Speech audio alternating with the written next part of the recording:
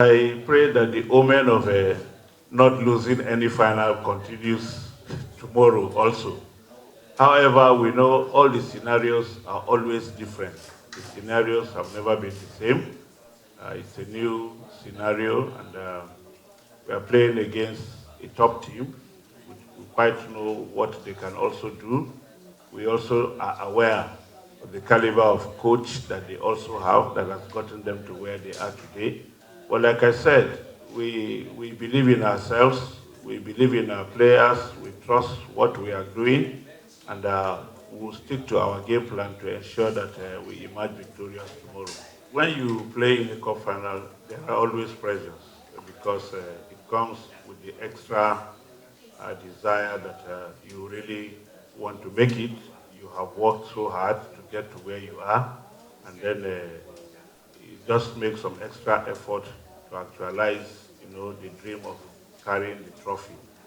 Yes, we are preparing very well in all aspects, mentally, psychologically, whatever it is that we are anticipating, we are taking care of it, and we know it's not just going to be just playing football and we go. We must prepare for every scenario that can occur on the field of play. We're fully aware of that, and experience has taught us so many things, and we're fully prepared for that. Penalties are also part of the game, and every competition has rules, and we are also aware that the game could possibly go to that. So if we are aware that there will likely be penalties, we definitely must prepare for it, which we have also been doing, because anything can happen. And then if it comes to penalties, we are fully ready for it.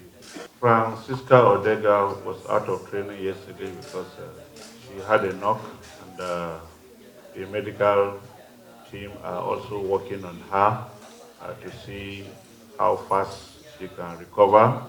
Where she might not be able to make it, we'll have to take it. It's a sad development for us. We just pray she makes it. If she doesn't, the other members of the team will carry on, even in support of her. It will also go a long way in helping to motivate the team.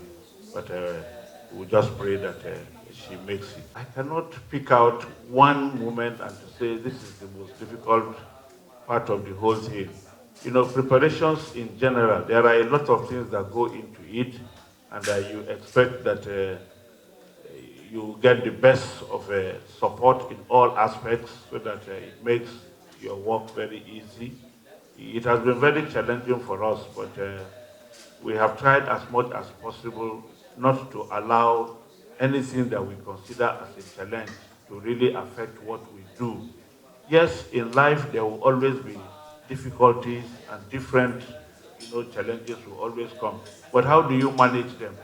How do you manage them? How do you get over them?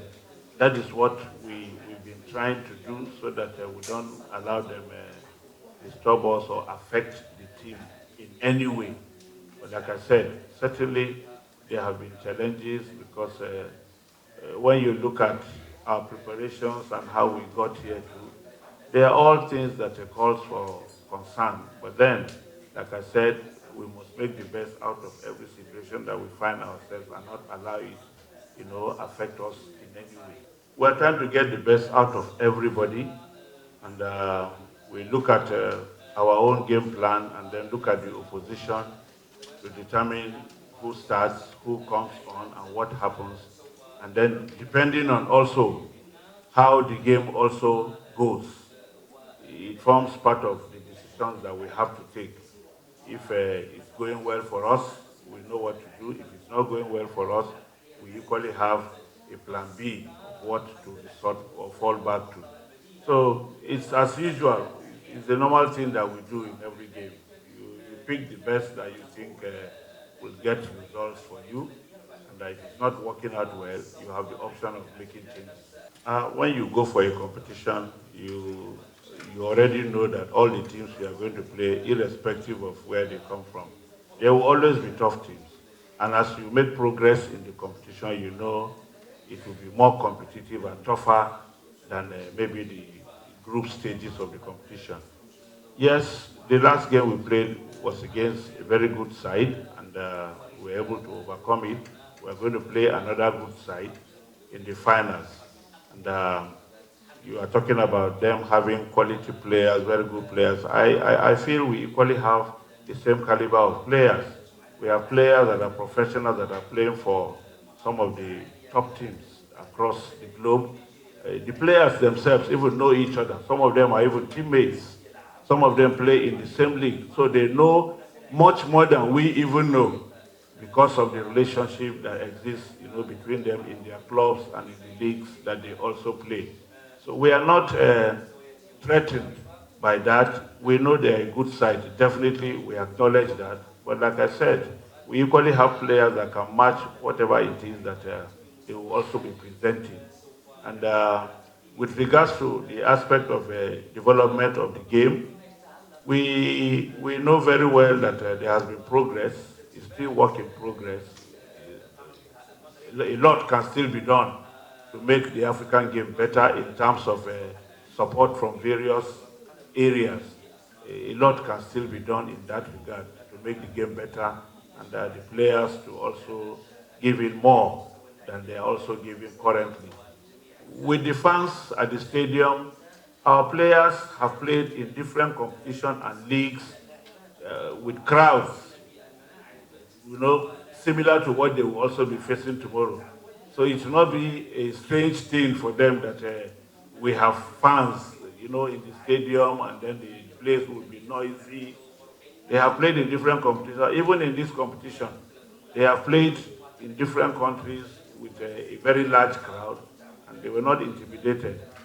Last semi-final game we played against Morocco, we handled it well, and the game went as far as a penalty shootout. So it's not a strange thing. It's something that we know, and then we're ready for it. No problem. Mission X is a slogan. It is something that all of us are committed to. And what is it? Just winning this trophy for the 10th time.